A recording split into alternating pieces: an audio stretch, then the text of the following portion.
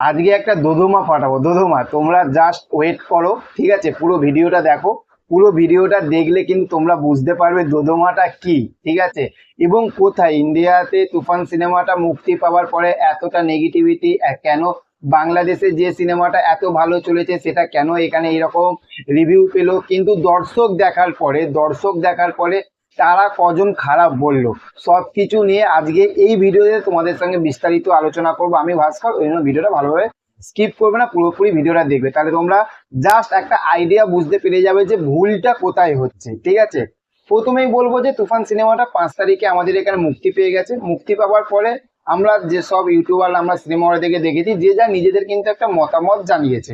এবার সেটার মধ্যে আমি জাস্ট একটা আইডিয়া বলছি। 10 ভাগ ইউটিউবারের মধ্যে, মানে আমি টোটাল 10 ভাগ বলছি, টোটাল 10 ভাগ ইউটিউবারের মধ্যে 5% ইউটিউবাররা কি বলেছে যে তুফান সিনেমাটা ভালো হয়েছে, সত্যি খুব ভালো হয়েছে।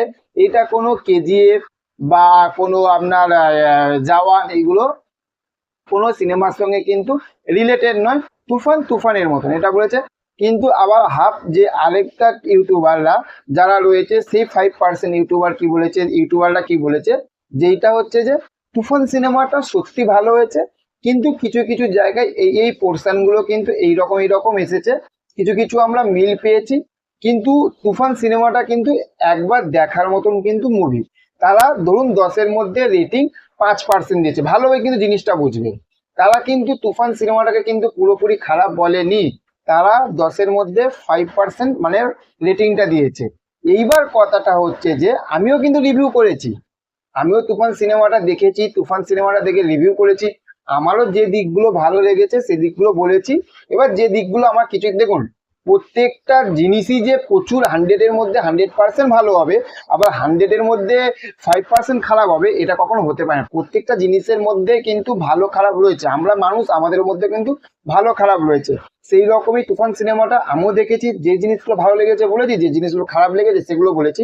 এবার কথাটা হচ্ছে যে যে জিনিসটা আমি বুঝতে পারলাম, দেখুন, এই যে কলকাতাতে, জিনিসটা ভালো করে শুনবেন এবং ভালো করে বুঝবেন, তাহলে বুঝতে পারবেন।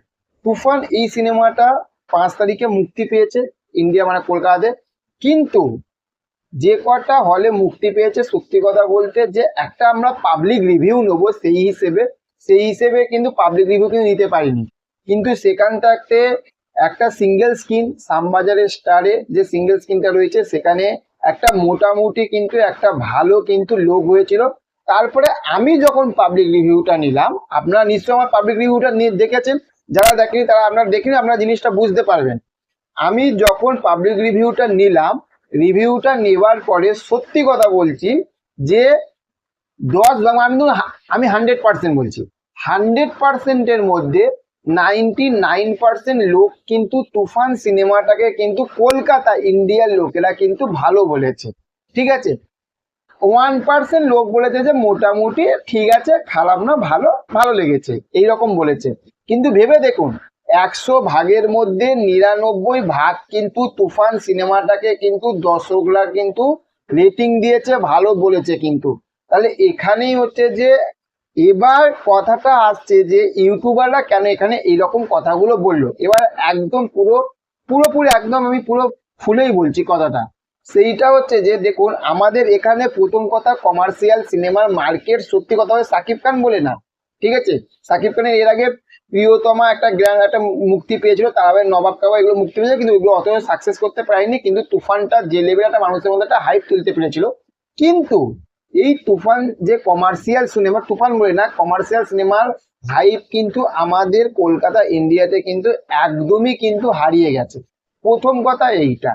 সেকেন্ড একটা, আমাদের এখানকার দর্শকরা, দেখুন, সাউথের কিন্তু প্রচুর বড় বড় মুভি আমরা দেখি, আমরা ইউটিউবাররা প্রচুর বড় বড় মুভি দেখি, সাউথের মুভিগুলো দেখি, এবং হচ্ছে বাংলাতেও কিন্তু যখন জিদ্দার চেঙ্গিস টেঙ্গিস করে এগুলো দেখি। দেখার পরে কিছু কিছু ইউটিউবারদের বা আমারও কিছু কিছু মনে হচ্ছে যে না, এইখানে এই জিনিসগুলো একটু কম হচ্ছে, আমরা একটু বিশ্লেষণটা একটু বেশি করি। কথাটা হচ্ছে এটাই, এখানে কিন্তু কোনো ইউটিউবার কিন্তু খারাপ বলেনি, একদম 100-এর মধ্যে কিন্তু 100% যে পুরোপুরি খারাপ, জঘন্য, বেকার, একদম ফালতু, ডিজাস্টার মুভি, এরকম কিন্তু কেউ বলেনি। এটা কিন্তু মানতে হবে, আপনারা যারা দেখেছেন এটা কিন্তু মানতে হবে।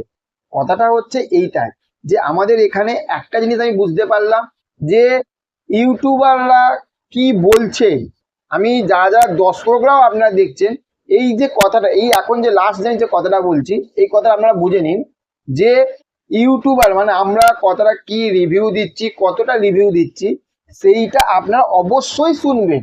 একটা সিনেমা আপনারা অবশ্যই রিভিউ শুনবেন, কিন্তু শোনার আগে যখন কোনো একটা ভালো সিনেমা যখন দেখছেন যে দর্শক অডিয়েন্সরা যখন ভালো বলছে, আপনারা হলে গিয়ে প্লিজ সেই বইটা দেখুন, তাহলে বুঝতে পারবেন। ঠিক আছে?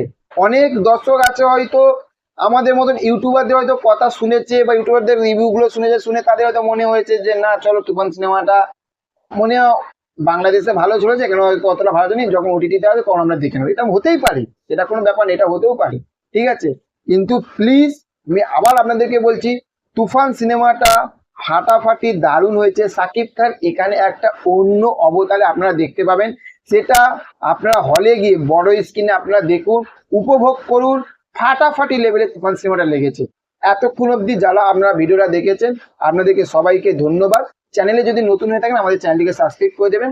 দেখা হচ্ছে নেক্সট অন্য কোনো ভিডিওতে। ভালো থাকবেন আপনারা। Okay, thank you, have a nice day, tata, bye by.